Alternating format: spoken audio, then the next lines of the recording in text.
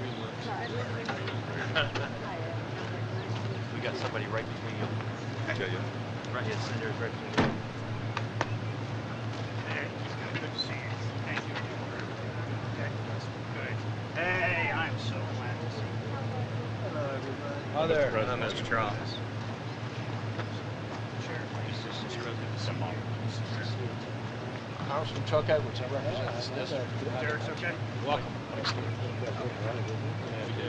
Hey, Mr. President. I serve in Congress, but I also own a McDonald's restaurant. I saw your technique a day or two ago. I want to offer you the French fry certification. Keeps all these people waiting all this time.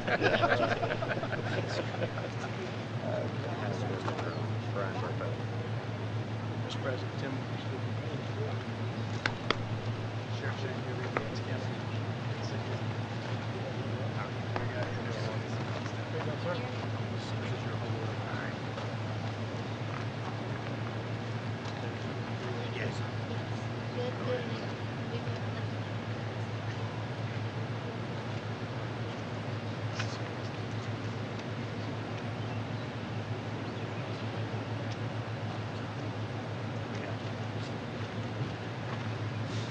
Well, thank you very much, everybody, for being here. That's quite a scene. Driving up, you see that kind of destruction.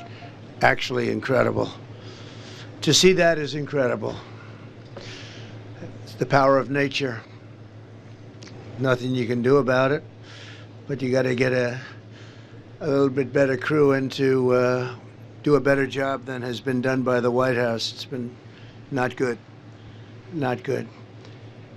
I'm here today in Western North Carolina to express a simple message to the incredible people of the state. I'm with you, and the American people are with you all the way. We're going to continue to be with you. We'll see what happens with the election. And we're, on January 20th, you're going to have, I think, a new crew coming in to do it properly and help you in a proper manner. To every family that lost a loved one, or a loved one, this terrible storm, we ask God to give you strength and comfort and peace. You will have comfort and peace. It's been a terrible ordeal, and this area was hit about as hard as anybody's ever seen. To all those homes, and your homes have been destroyed. Many of you are rebuilding, and many of you are going to just start all over again. And the communities were ravaged and destroyed. We're praying for you, and we will not forget about you. We will never forget about you. We're going to be working with you for a long time to come to get it back together. When I'm president, I will stand with you until the communities are fully rebuilt. Every single inch of every property will be fully rebuilt, greater and more beautiful than it was before. You're going to have better. What happened to this neighborhood and the communities all across North Carolina, South Carolina, Florida, Alabama, Virginia, Tennessee, was an act of absolute devastation. Helene's vicious floodwaters tore wives from the arms of their husbands, mudslides, buried entire families. Grandparents died alongside their grandchildren. Homes, towns, farms, roads, bridges, schools throughout the region. They now lie in ruin. So beautiful an area, so beautiful it was. But it'll be more beautiful. But you can never forget the death, the death. All of America shares your sorrow and your grief over the past few weeks. This region has seen an extraordinary hardship, but in the midst of such terrible tragedy, we have also seen the extraordinary love that binds us together as Americans. And it does indeed. I want to thank our great first responders. They've never let us down. This was a tough one, but they never let us down.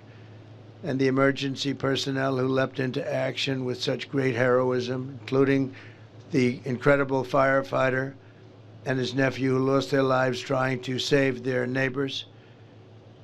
A lot of heroes really developed with this. They'll be talked about for a long time to come. They will not be forgotten. Thanks also to the many wonderful charities and service organizations that have become so familiar to so many.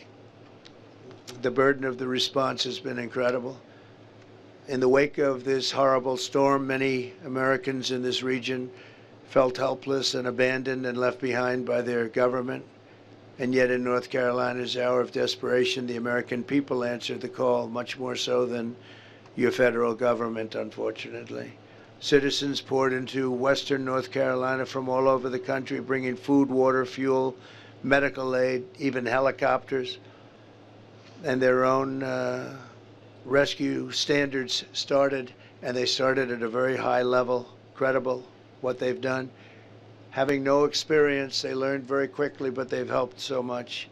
Nothing is more inspiring than to see the American spirit triumph over adversity with the most selfless acts of generosity and love. One of the patrons who stepped forward to help was Adam Smith, a former Green Beret. Adam transformed the parking lot of a Harley-Davidson dealership into a makeshift airbase to help distribute supplies. Did an incredible job. Adam, what an amazing act of citizenship and service. And I think Adam might be here. Where's Adam? Adam, come on up here. Say a few words, Adam. Thank you very much. Thank you very much. Great job. I've seen him on television quite a bit. What a job you've done. Thank you. Can I give you something before Yes, I speak? thank you. This is a little token from the That's guys. beautiful. Thank you very much. That's been with us since the third day. That's for you. And this is the moniker they've given us. Thank you very much. I'm going to Thank say you, Mr. that. President. I appreciate Thank you. Please. I just want to say thank you for coming. Thank you for everybody here. The biggest fear that Western North Carolina is sitting on right now, at least from the communities we've talked to, is being forgotten. And to have you here and have an opportunity to have this conversation at a national level will keep Western North Carolina on the map and not leave the communities holding the bag on the back end of this. So we're very grateful that you've shown up, and we're very grateful that you've taken the time. We're also appreciative in the timeline that you did it. You gave us space to operate and function and gave us space to provide relief where it needed to go. And we're very grateful for that, Mr. President. Thanks, Adam. Thank you very much, sir. Great job.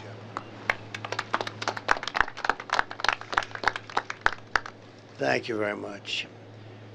We're also joined by Brian Burpo, owner of Diamondback 4x4, where we are today. And Brian, you have a very interesting story to tell. Do you mind telling it? No, not at all. Thank you. So I got a phone call from my general manager, and he said, well, the building's underwater.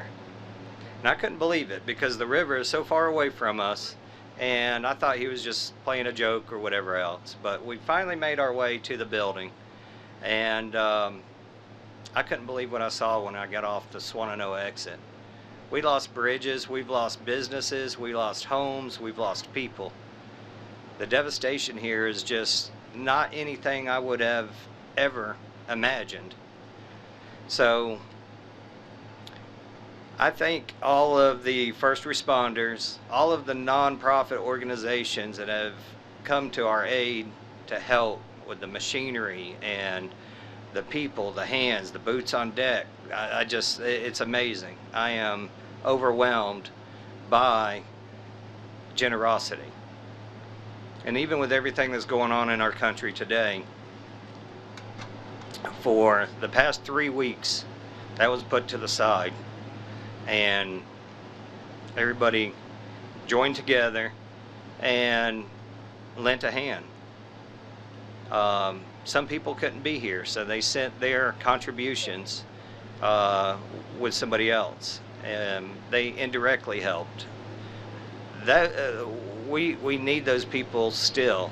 We need that support.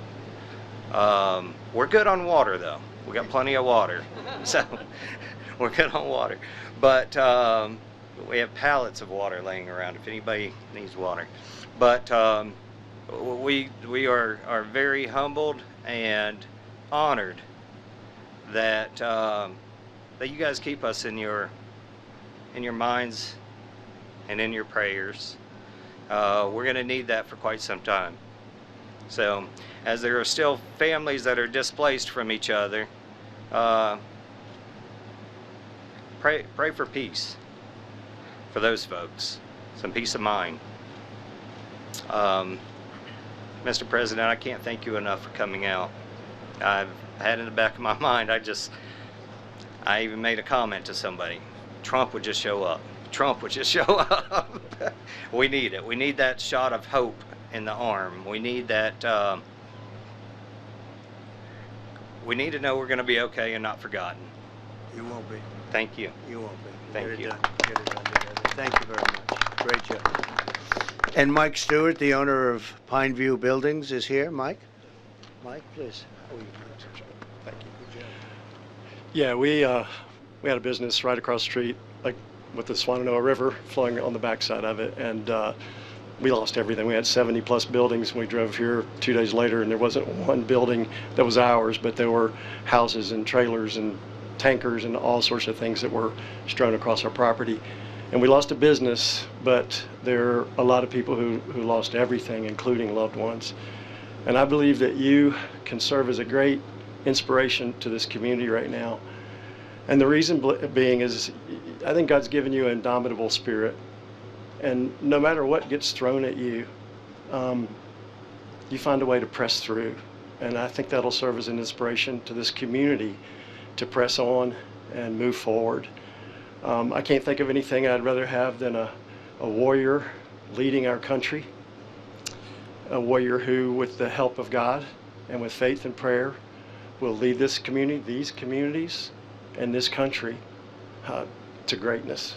So thank you for being here today. Appreciate it. Come here. I never heard anything. And that was from the heart. No speechwriter could write that. Thank you. Right? If you don't mind, just because my heart's Yes. about to be, do you mind if I pray for you? Yes, please. Okay. So, and all those that are prayers, would you join with me in this prayer? Father, I thank you for this man that you have raised up in this moment, in this season, for your purposes. And I pray that you would anoint him, that things aren't done just by might or by power, but by your Spirit. So I ask that you would anoint President Donald Trump and give him a spirit of wisdom and understanding and insight as he moves to lead this nation back to greatness. In Jesus' name I pray. Amen. Bless you. Wow.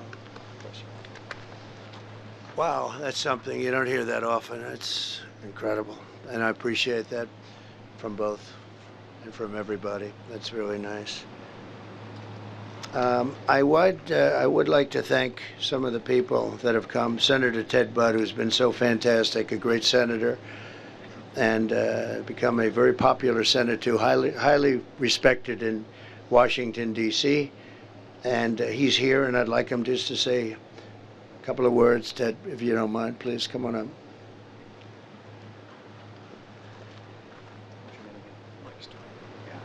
Mike, I want to thank you for your prayers for the president and for this region, because people who first looked at this and they said this might be days or weeks, but this is going to take months and years.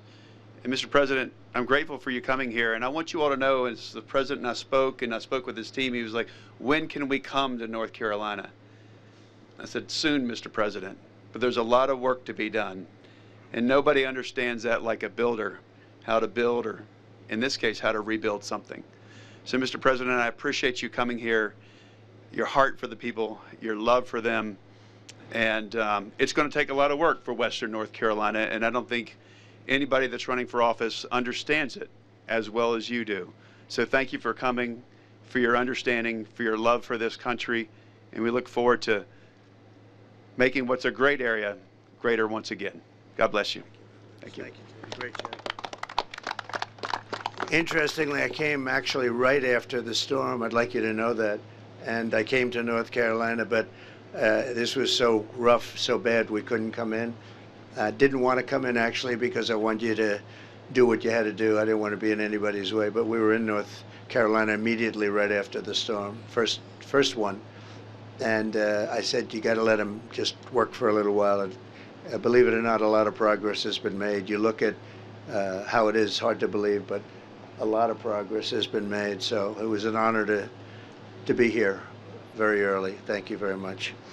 Also, along with the senator, who really has been doing fantastically well. I'm proud of him. Representatives Chuck Edwards and Virginia Fox.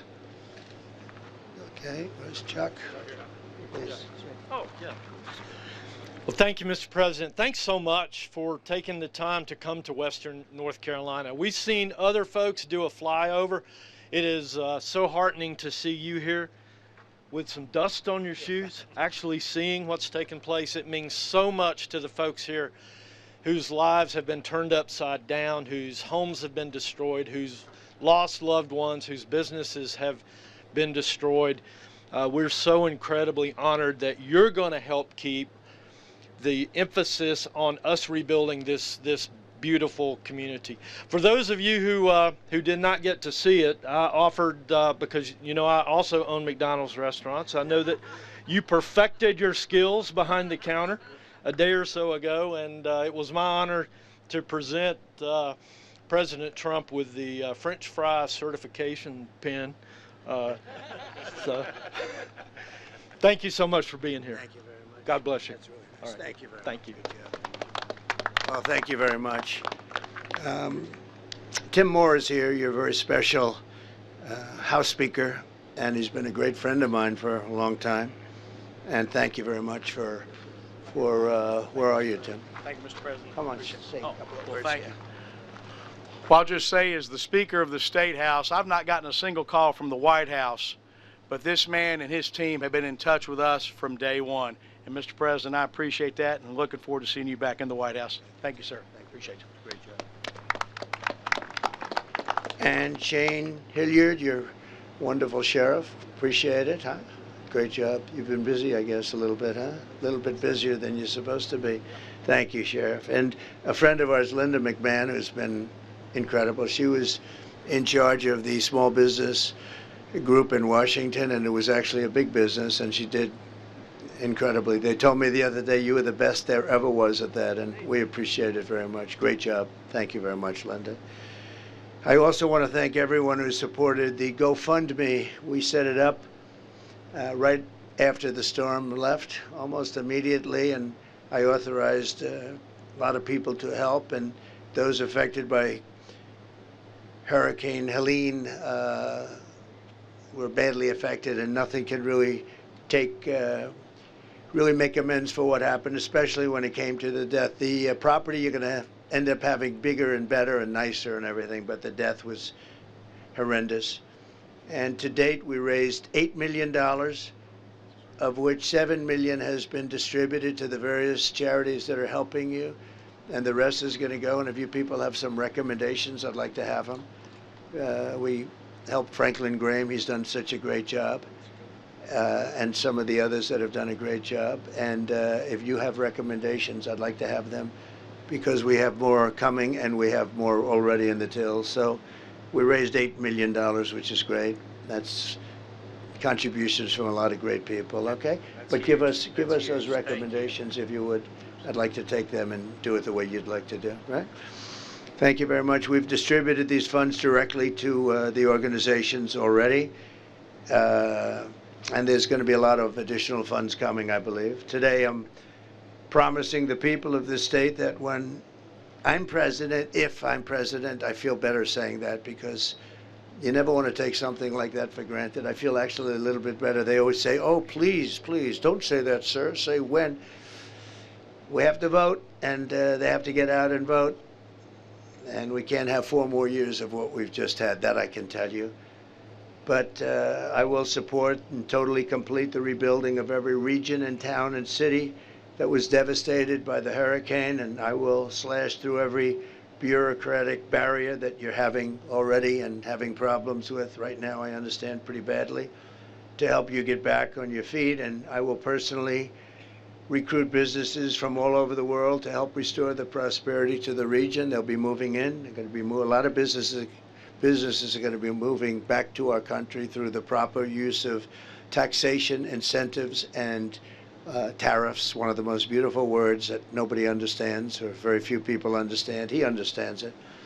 But we're going to be using tariffs and good, proper taxation, and very importantly, incentives and we're going to have a lot of people moving back to your state and this region, but your state.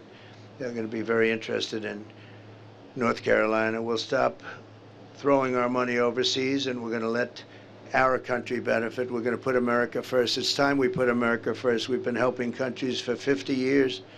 We've been helping them for 50 years, never stops. And when we need help from them, they're not there. So that's the way it is. But it's vital that we not let this hurricane that has taken so much also take your voice. You must get out and vote. The polls are open for early voting every day between now and November 2nd. And, you know, the thing that amazes me most is areas such as this and others where it's so hard to vote. People have lost their homes. They've sometimes lost members of their family. Do you know they've set a record in voting? Can you believe it? I mean, last year everything was beautiful, perfect, no problem.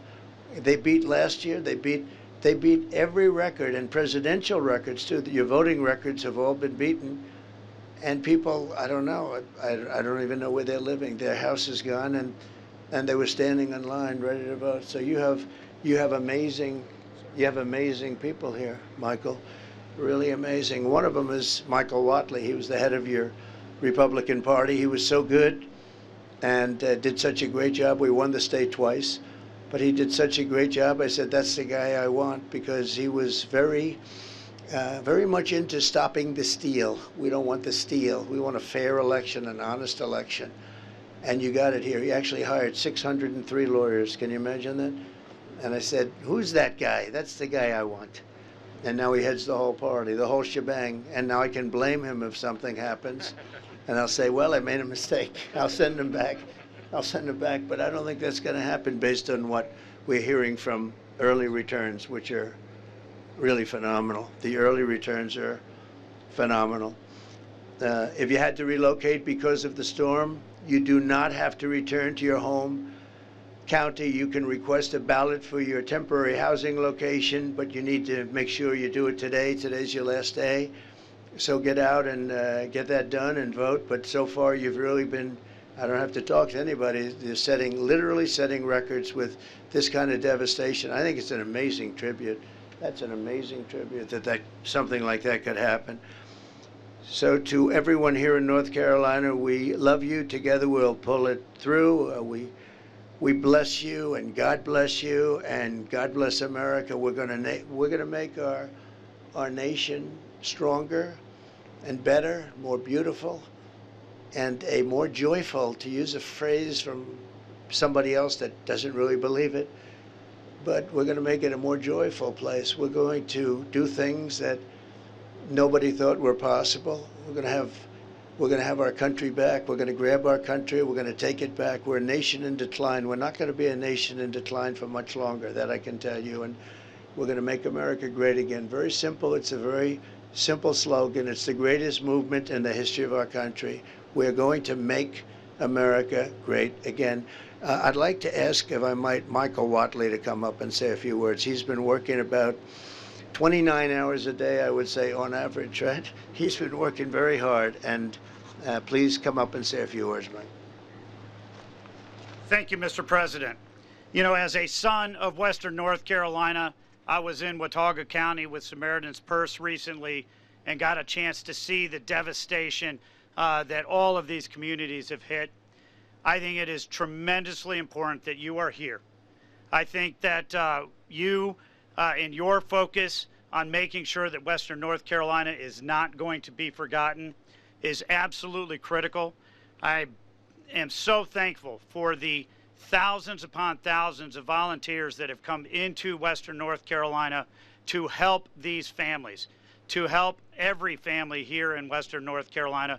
You cannot put words on what a value it is, and the fact that this is a strong community, this is a community of faith, and this is a community of family, and North Carolina, Western North Carolina is absolutely going to be back.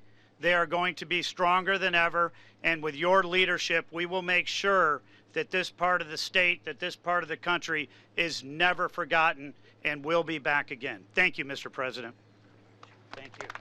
Linda, would you say a few words? Linda McMahon. Thank you very much. And I'm also a North Carolinian, but I'm from the eastern part of the state. I grew up in New Bern, so we were used to the storms down there. But for this storm to come up, the trajectory that it did into this area was nothing short of just astounding that that happened. And I'm so sorry. You know, I had the privilege of a lifetime of serving at the SBA administrator under President Trump, and I can tell you that SBA would have been on the ground with FEMA in this area, working to get people back in their businesses, getting their home loans processed, because we'd want the economy to get back on track. So hopefully you're going to have that service. If you don't have it now, you will. Thank you very much, Mr. President. Thank you. Thank you. Do you have any questions, please? Please. We've heard from several of your Republican colleagues, including Senator Tom Tillis, asking for Congress to reconvene so that more federal funding can be brought to Western North Carolina. Do you expect to ask your colleagues to return to Congress? Well, I would be in favor of it. Yeah, this is a very unusual situation, and I would be in favor of it.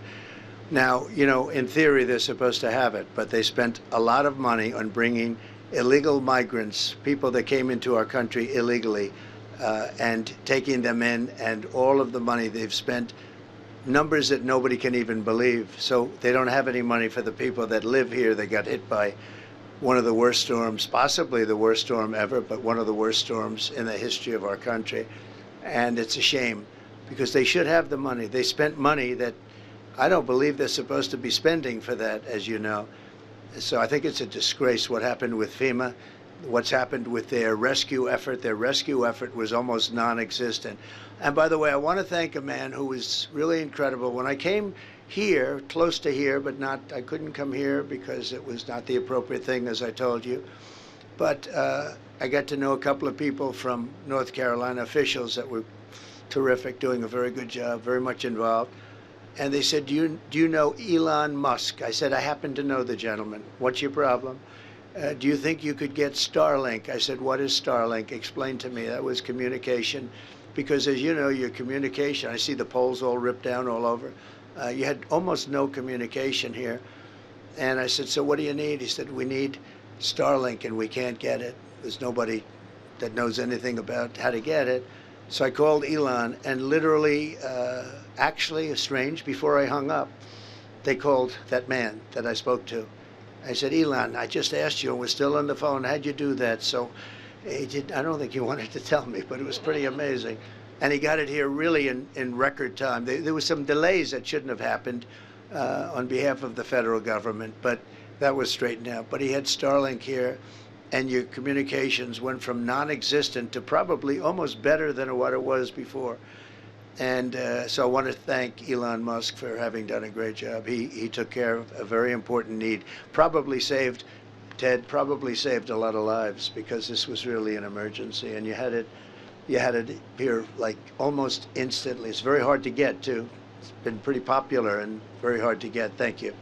Mr. President, clearly a lot of people here are looking to you to save them and bring them relief, and what better way than to win the White House in 2 weeks? Right. I know that you're happy with early results. Are you satisfied with everything this state is doing, the election boards, to help these people get to the ballot box? Are you satisfied with it? Well, I'm not hearing the good things about the governor here like I'm hearing about the governor in Georgia, as an example.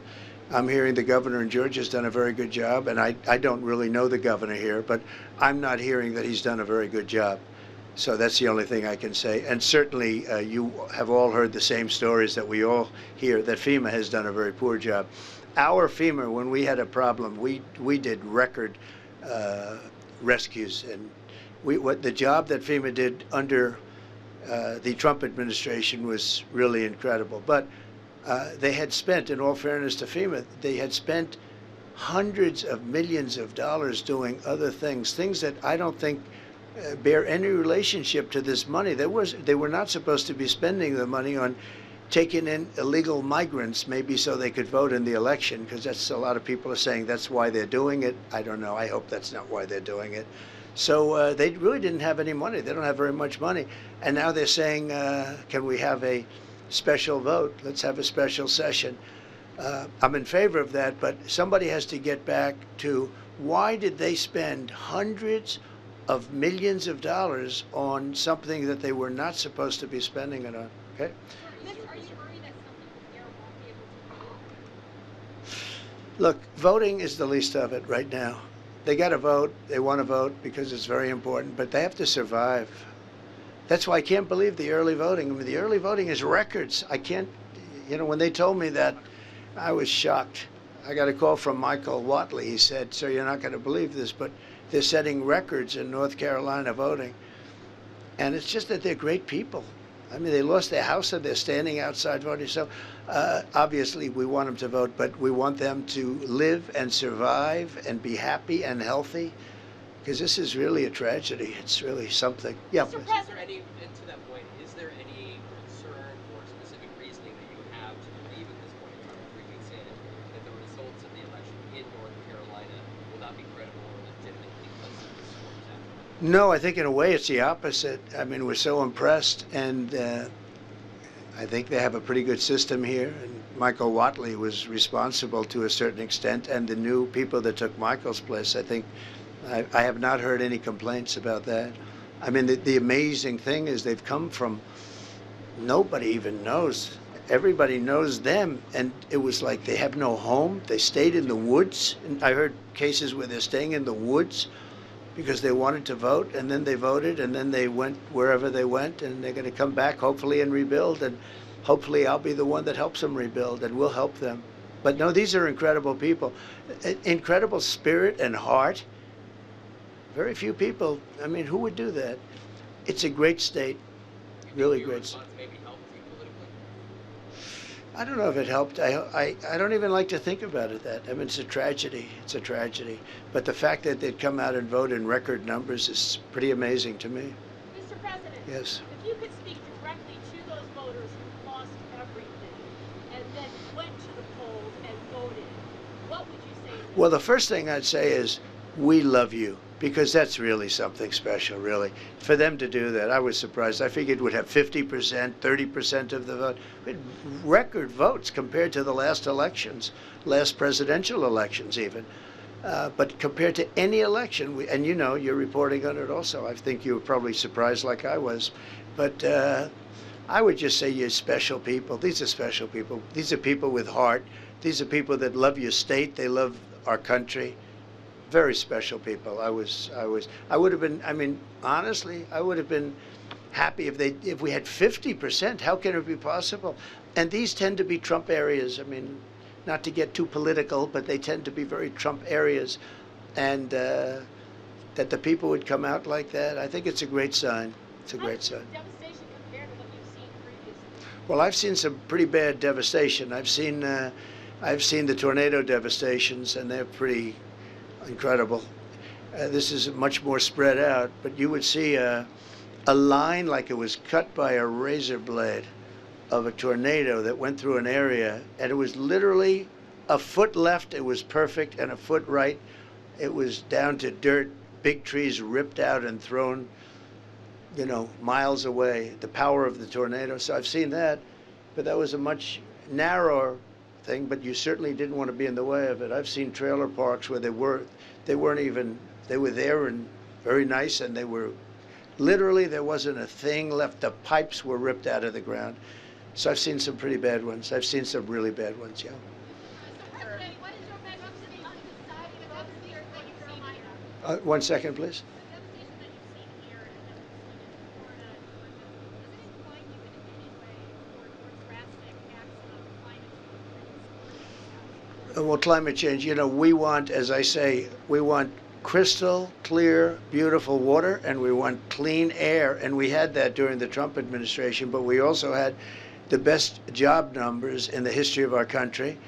We weren't losing jobs. We want, in terms of climate change, because when you look at the rest of the world and you look at China and you look at the fact that they spent no money on climate change, I mean, John Kerry goes over and he speaks to President Xi, and they yes him, and then laugh at him as he leaves, and they do what they're doing. We spend a lot of money in this country. You know, we have to. It's a double entendre. But you know what? I'll tell you what. We had the cleanest air on record, and we had the cleanest water on record, and that's very important. And we also had the best economy in the history of our country. So we had everything going well. And yeah, so I'm very much into that, but I really focus on the water and the air. Very important. Yes, ma'am, please.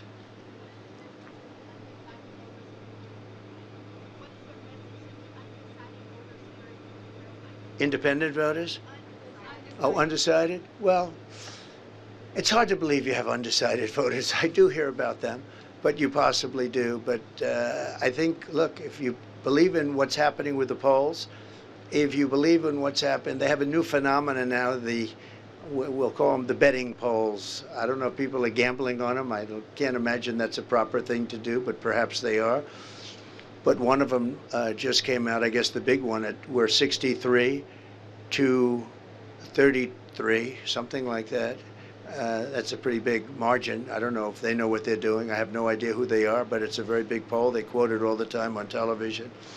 And we're at 63, and they're in the 30s, meaning they, meaning her. But I don't think she's qualified to be running. I really don't. And I think she is a threat to democracy, our democracy, the way they took it away from Biden. And I'm not a fan of Biden, but remember this, he got 14 million votes. She got no votes, and she was, in fact, the first one to quit out of 22 people.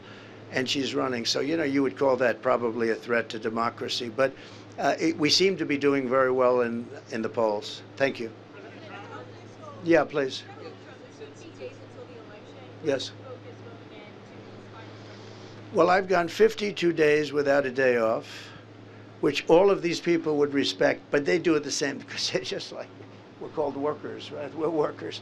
For better or worse, we're workers. I don't know if it's the best thing. We didn't have to be. A lot of them didn't have to be. I didn't have to be.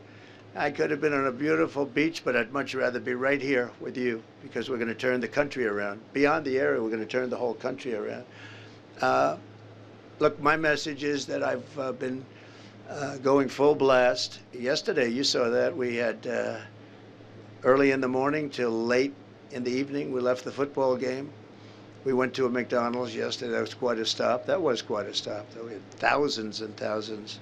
They had 25,000 people around circling the building. I wouldn't say that Secret Service was thrilled, but that's the way it is. It was a love fest, though. It was incredible. And it did take off. It took off. And then we did 2 more stops. We did a town hall, big town hall, with Sage and some people, and it was very successful. But no, the McDonald's stop was very unique. There's no question about that. They really, I'm sure McDonald's liked it, but it just took off. You know, you never know about life, and you never know what's good, what's bad. You do something that's going to be great, it's okay, and you do something that's supposed to be okay. This was supposed to be a routine stop, and it turned into a monster, but it was a beautiful monster. There was a lot of love. I'll be doing the same thing. I'm going to be campaigning. I have no days off, so I'll be going into the 60s or 70s in terms of no days off. I don't want a day off. We have to win. We have to win. We have to save our country, and we have to just make America great again. That's the message, and it's a simple message, and everybody behind me believes in it just as strongly as I do. I know every one of these people, either through who they are or what they do. I know every one of them. They're hardworking people, they're great people, and they love our country and the state. Okay, maybe 1 or 2 more. Yes, please, please.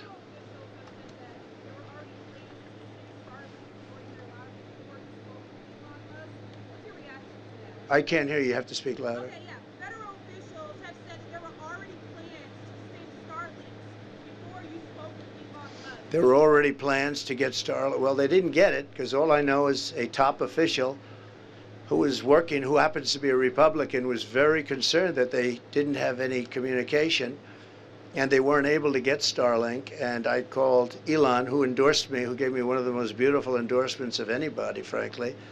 And he was, you know, he's celebrating the launch and the landing of the most incredible landing of a rocket that I've ever seen. I called him up. I said, "Is that your rocket?" "Yep." I said, "Can Russia do that?" "Nope. And they won't be able to for a lot of years." And I said, "What about China?" "Nope, they can't do it." "What about the USA outside of you?" "No, they can't do it either." No, he's a unique character, I'll tell you. He's great. He's great, a lot of spirit, and he's certainly a brilliant guy. And we're lucky, but in this case, the Starlink, I've learned a lot about it. It's incredible. You don't need the wires, you don't need digging, you don't need anything. It goes right up to a satellite and comes right back down. And he did a fantastic job. I don't know, maybe they were trying, but certainly he didn't know about it, nobody knew about it, and obviously they weren't able to get it. President Trump, an armed gunman was arrested and charged with making threats against FEMA workers 2 Saturdays ago. FEMA had a safety stand down because of continued credible threats. Is it helping the recovery effort in North Carolina to keep making these claims that FEMA's not doing their job? Well, I think you have to let people know how they're doing. If they were doing a great job, I think we should say that too, because I think they should be rewarded. But if they're not doing, does that mean that if they're doing a poor job, we're supposed to not say it? These people are entitled to say it. And these are honest people behind us. If FEMA were doing well, they would be saying they did a good job. They're not, for the most part, political people. For the most part, they're not political people. But you've obviously seen nothing but very bad statements coming out about the job that FEMA and this administration has done, having to do with this area, North Carolina as a whole. And by the way, other states also, they're also complaining. But look, a lot of the money is gone. They don't have any money. They have to have a meeting in Washington, a special meeting in Washington to get money. It's all gone. They've spent it on illegal migrants. Many of them are murderers. Many of them are drug dealers. Many of them come out of mental institutions and insane asylums. And many of them are terrorists. And they spent money to bring these people into our country, and they don't have money to take care of the people from North Carolina and other states. So, I think you have to be able to speak. Does that mean let's not talk about it? Because by doing that, they'll do a better job the next time. It's very important. Yeah, one more question. Mr. President, since Chairman Watley is here, have you, 2 weeks out from the election, have either of you seen any incidents of cheating that leads you to believe that this election will not be rigged? Well, I haven't. Unfortunately, I know the other side, and they are not good. But I have not seen. Michael, have you seen anything that looks suspicious? We're very early in the process. Yeah, we're very early in the process, and we're tracking across all 50 states right now to make sure that the systems that we want to have in place are in place, and we're very happy with the initial results. How likely are you to win North Carolina? Let me ask you, do you think I'll win North Carolina? You'll win. You'll win. I think so. I think we're going to do good, and we have Lara. So, Lara is a fantastic person, an unbelievably smart person, works with Michael and everybody else, knows everybody here, and she loves this state. They named their daughter Carolina. So that's a pretty good, that's off to, but she's fantastic. So Laura is here, and she's here in the state right now, working in another part of the state. But she loves this place, and she's got a big voice. She's got a big voice, a very smart person, very good person. I want to thank everybody. We're going to another section, as you know, of North Carolina. We're going to do 2 more. And so maybe we'll see you then. But I want to just thank all of the people behind me. They want to get back to work. And thank you all very much. Great. Thank you. Beautiful words. Thank you.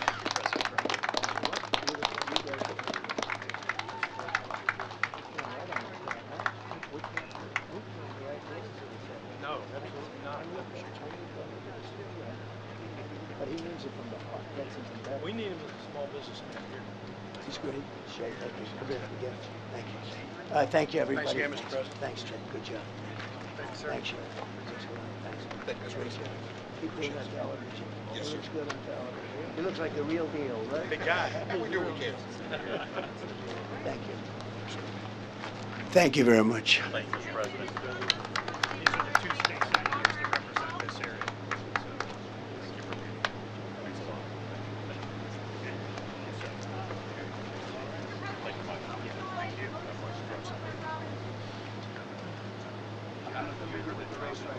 I haven't seen it. Thank you very much.